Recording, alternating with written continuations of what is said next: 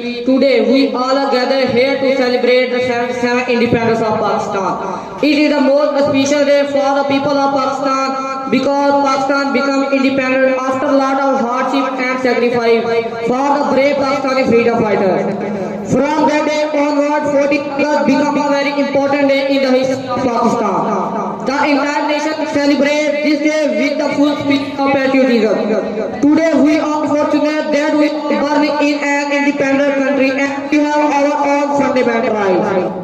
On this day, national flag is hosted in every public place.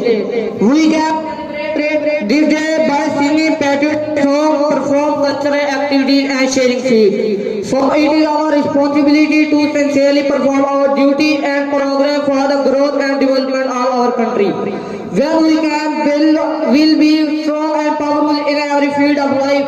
I am proud to be a Pakistani. Pakistan!